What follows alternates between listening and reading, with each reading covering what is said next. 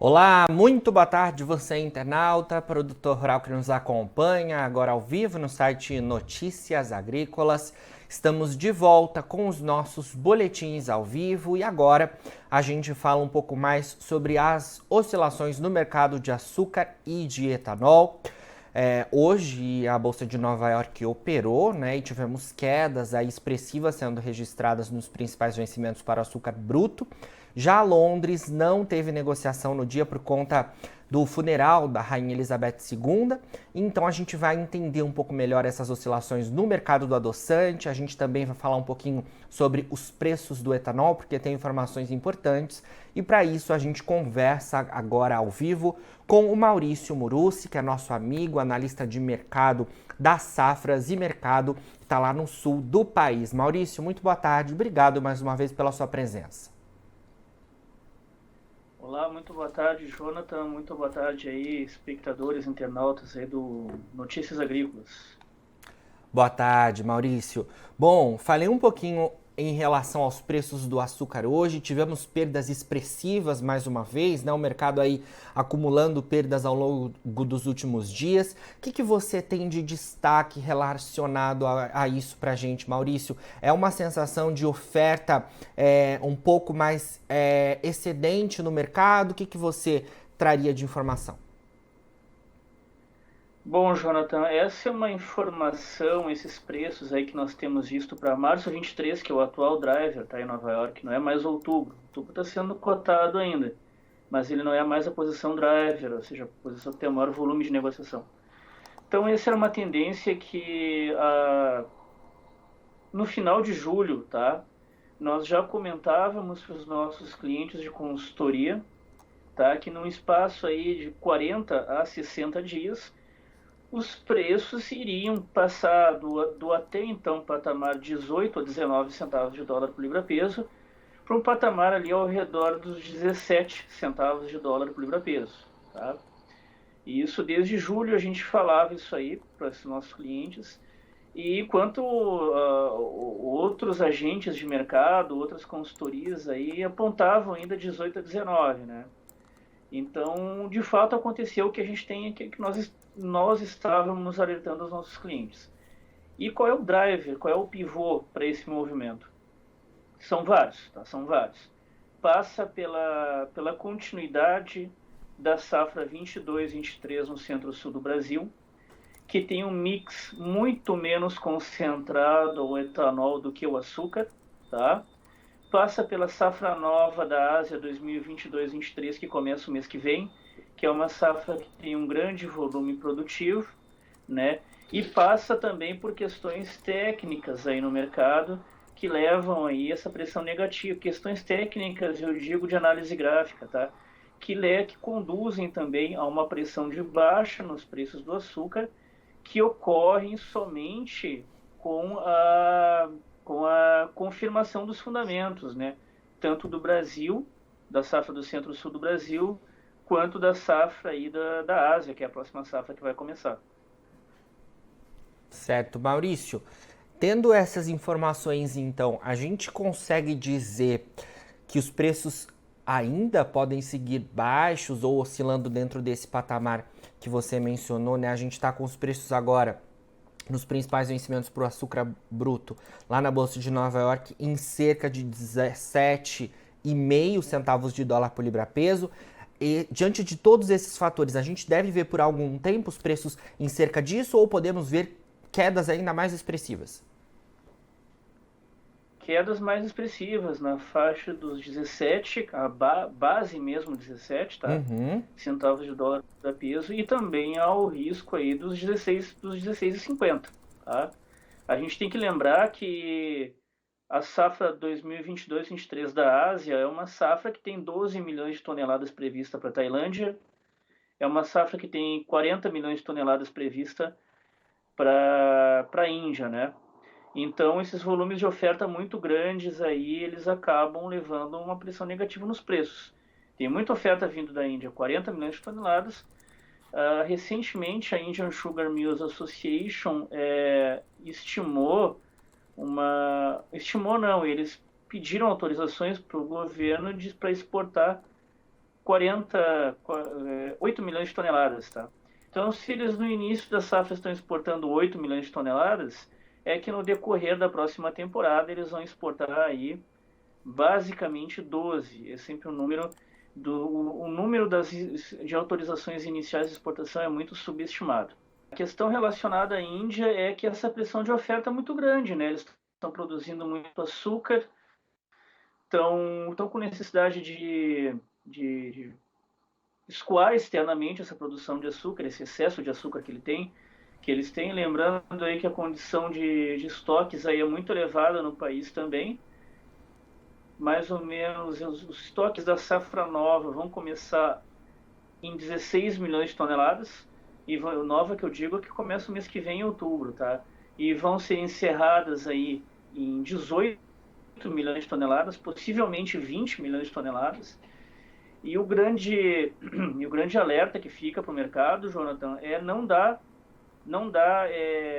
muita relevância a esses acenos que partem do governo da Índia, dizendo que eles vão aumentar a produção de etanol e que essa produção de etanol mais alta na Índia vai neutralizar uma grande oferta de açúcar. Isso aí não vai acontecer, pelo menos não daqui para o ano que vem. Tá? Isso é um cenário que eu sempre explico aí para todo mundo, tá? Que a Índia, nós não duvidamos da capacidade dela de aumentar a produção de etanol, não é isso. O que nós não compreendemos que nós compreendemos como não factível é que eles tenham uma frota de veículos flex capaz de absorver toda essa oferta de etanol. Eles não têm uma frota de veículos flex, né? E para você ter uma ideia, Jonathan, em agosto, do final de agosto, tá? Final do mês passado, estamos aqui no dia 19 de setembro, né? O ministro de Infraestrutura da Índia falou que eles estão começando a planejar uma linha de crédito para as montadoras de veículos indianas começarem a produzir veículos com motores flex, tá? Então você tem que ter uma noção assim de como é embrionária essa questão lá na Índia. Recém agora em 2022, não é nem no início de 2022, em agosto, final de agosto de 2022, o ministro da Infraestrutura está pensando numa linha de crédito. Tá? Daqui que essa linha de crédito seja criada, daqui que as montadoras captem essa linha de crédito, daqui que as montadoras comecem a produzir veículos flex e daqui que essa produção de veículos flex responda pelo menos para 50% da frota do país. Tá? Aí sim vai ter a demanda por etanol na Índia vai ser significativa. Mas assim, todos esses passos que eu falei até agora, eles vão demandar no mínimo 5 anos. Isso não é uma estimativa conservadora e arrojada, porque geralmente para mudar a frota de um país continental que nem a Índia, demora no mínimo de 8 a 10 anos para renovar uma frota, né? E isso fica ainda mais demorado quando a gente lembra que a população da Índia, tá, tem um PIB per capita menor que a do Brasil, tá? Ou seja, deixa mais dificultoso ainda a questão, né, de mudança aí da renovação da frota, né? Para que todo esse etanol, quer dizer, esse etanol que nem foi produzido ainda, né, porque a produção deles não é tão grande assim, seja consumido. Então, daqui que isso aconteça, Jonathan, a Índia vai seguir com volumes gigantescos de produção, 40 milhões de toneladas contra 38 milhões da safra passada, tá? Estoques elevadíssimos migrando para 20 milhões de toneladas e um novo patamar de exportação agora acima de 10 milhões de toneladas. Assim como a China tem um novo normal no padrão de crescimento do PIB deles, que passou daquele patamar lá de acima de 10%, né, para um patamar novo ao redor de 6, 6,5%, que é o novo normal, né? A Índia também tem o seu novo normal, que é de exportações acima de 10 milhões de toneladas, que não vão cessar assim tão cedo. Certo. Maurício, falamos então um pouco mais sobre a Índia. Me parece que agora as informações da safra asiática, com o finalzinho, né, da nossa safra aqui no centro-sul do país, se tornam, né, mais decisivas em relação às oscilações de preços. A gente vai acompanhar aí tudo isso ao longo dos próximos meses, né, principalmente as informações então que vêm da Índia. Quando a gente fala em termos de demanda, a gente tem também alguma outra informação, principalmente relacionada ao Brasil, né? Hoje a gente teve aí as divulgações da SECEX, a Secretaria de Comércio Exterior, e queria que você analisasse um pouco isso também relacionado à demanda exterior em relação ao açúcar brasileiro, o que a gente pode acompanhar aí também relacionado a isso, porque do ponto de oferta a gente já tem os dados que você pontuou, né? Claro, claro, com certeza. As exportações fortes do Brasil, em termos de volume, tá? Elas também são um produto, tá? O resultado de um movimento grande de vendas que ocorreu não agora, ocorreu lá em junho e julho, tá? Uhum. Naquele período, mais ou menos entre a segunda quinzena de junho e a segunda quinzena de julho, tá? Era um período em que Nova York estava lá nos 19 centavos de dólar por libra-peso, tá? O câmbio estava lá em 5,60, tá? Então, muitas usinas tiveram, os seus setores lá de inteligência do mercado, tiveram uma atitude extremamente assertiva em fixar preço lá naquele período, aproveitando tanto Nova York quanto o câmbio, tá? Tanto é que de lá para cá a gente não vê nem Nova York nem o câmbio de volta nesses patamares, né? E aí o que aconteceu? Esse grande parte, todo o volume restante da safra, a corrente, né, 2022-23 foi vendido, tá? Foi vendido naquele período, tá? E só que foi vendido lá entre junho e julho, só que os embarques ocorrem no mês subsequente, né? Ou seja, de agosto, setembro e outubro. Então, esses números que você falou da SECEX agora, né, esses dados da SECEX trazem volumes muito grandes de exportação, acima de 3 milhões de toneladas, tá? Para agosto, assim como o mês anterior também trouxe, e assim como setembro e outubro também trarão, tá? Que são reflexos dos embarques das vendas feitas, como eu disse, entre junho e julho, tá? Que aproveitaram o câmbio em Nova York. Claro que a gente vê um mercado exportador muito aquecido, com embarques muito grandes. Agora a gente não tem mais isso, mas pelo menos até o mês passado nós tínhamos lineups aí indicando 75 navios, né, no aguardo para atracar nos portos aqui do Brasil, principalmente em Santos, para embarcar açúcar. Imagina a fila de 75 navios, né? Claro que já tivemos períodos maiores, de 100 navios, né? Mas ainda assim 75 é muita coisa.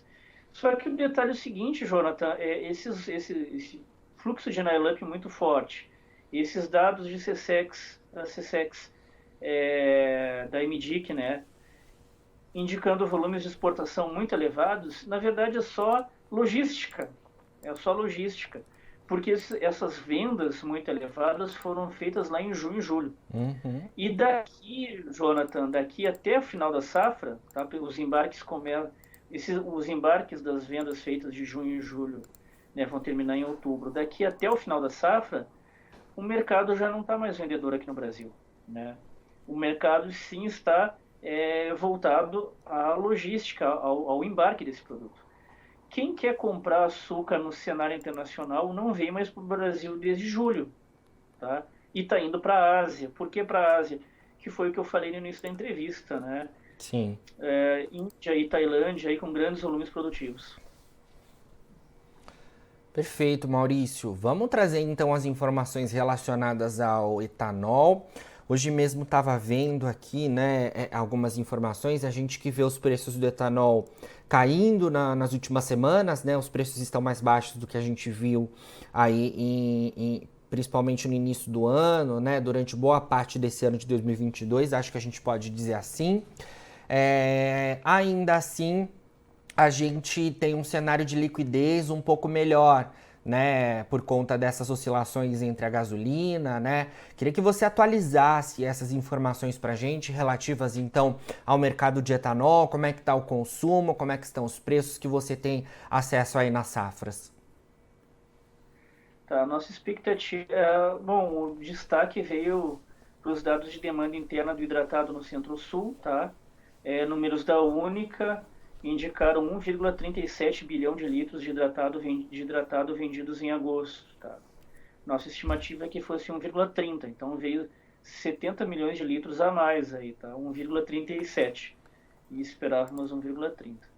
Isso agosto. Para setembro, esse mês agora que a gente está no dia 20, aí, a nossa expectativa de demanda é de 1,4 bilhão de litros, tá? Para setembro e 1,40 e 1, não, desculpe, 1,45 para setembro, tá? Esse mês que a gente está agora, e 1,50 para outubro, tá? Ou seja, o crescimento que a gente está vendo agora em agosto, que a gente viu em agosto, ele terá continuidade em setembro e outubro, tá? Isso que a gente não viu ainda, a gente não tem uma estimativa ainda muito assertiva da demanda para o final do ano, né? Que como o mercado ele vai estar muito bem abastecido de etanol aí ao longo desses próximos 2 a 3 meses, talvez as distribuidoras tenham estoques muito elevados aí. Então as compras junto às usinas em dezembro podem não ser tão grandes assim como vistos em novembro e outubro, outubro e novembro, né, por conta da formação de estoque de distribuidora, embora a demanda nas bombas seja elevada. Comprova isso os dados de competitividade do hidratado frente à gasolina aí, que da semana retrasada para passada aumentaram o número de estados aí competitivos, de 3 para 4 estados, incluindo estados que têm demanda muito grande, aí, muito boa, que são São Paulo e Minas Gerais, né? Claro que também temos Goiás e Mato Grosso do Sul, que são estados que a demanda não é relativamente boa também, que ajudam a completar esse padrão de crescimento no consumo interno. Claro que os preços do etanol começaram a subir nesse período, mas isso aconteceu na semana passada, mais ou menos na terça da terça até a quinta-feira da semana passada. Depois disso, na quinta e na sexta, os preços deixaram de subir, mas mantiveram-se firmes, né? Sinal aí de redução da ponta compradora das usinas, das distribuidoras, né? Que já estavam bem abastecidas de estoques aí nesse meio período, né? O detalhe interessante é que o mix do etanol, embora esteja desconcentrado, ele tende a não subir de forma significativa, mesmo com o aumento nas vendas de etanol. Isso deve acontecer por conta dos estoques muito elevados desse biocombustível aí formados aí ao longo de junho, julho e agosto, principalmente, né?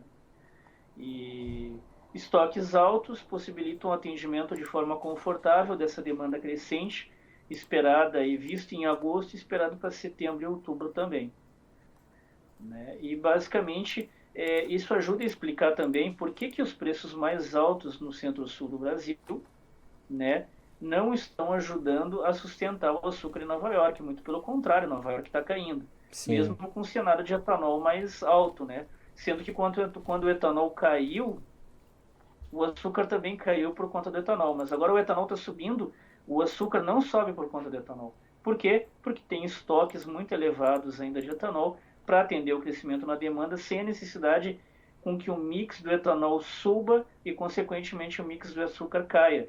Não, isso não vai acontecer. Então, por isso que Nova York aí está em alta. Está em queda, quer dizer, para o açúcar. Isso.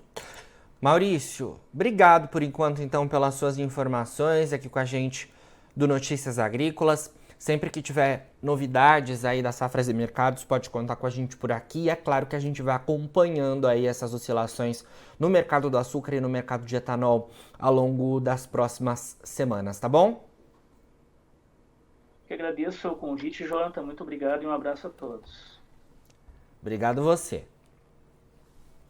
Bom, falamos aí então com Maurício Murussi, analista das safras e mercado, a gente trazendo as informações relativas ao mercado de açúcar e etanol. Hoje o mercado de açúcar bruto lá na Bolsa de Nova York, que fechou com queda expressiva. Já o mercado do açúcar branco em Londres não teve negociação em decorrência do funeral da Rainha Elizabeth II, né, um feriado lá no Reino Unido, e a gente acompanha as oscilações desses mercados ao longo dos próximos dias, porque como o Maurício nos antecipou, a gente deve ter aí ainda muitas novidades ao longo das próximas semanas, principalmente com foco na safra asiática, né? E a Índia aí sendo o principal, né, produtor lá desse continente e fornecendo, segundo o Maurício nos pontuou, volumes gigantescos de produção de açúcar e também estoques elevados, já que essa política relacionada à questão do etanol parece estar caminhando mais lentamente do que o mercado imaginava lá no país. Agora, na finalização dos nossos boletins, você fica com as nossas redes sociais. Siga a gente por lá para se manter atualizado sobre todas as informações do agronegócio brasileiro e também internacional. E a gente fica com o nosso site no ar 24 horas, é só você acessar. Daqui a pouquinho a gente também volta com os nossos boletins, porque tem fechamento do mercado da soja. Fica por aí, a gente se vê. E Notícias Agrícolas é o site que está há 25 anos ao lado de você, produtor rural. Participe das nossas mídias sociais no Facebook Notícias Agrícolas, no Instagram @Notícias Agrícolas e em nosso Twitter @Notiagre. E para assistir todos os nossos vídeos, se inscreva no YouTube e na Twitch Notícias Agrícolas Oficial.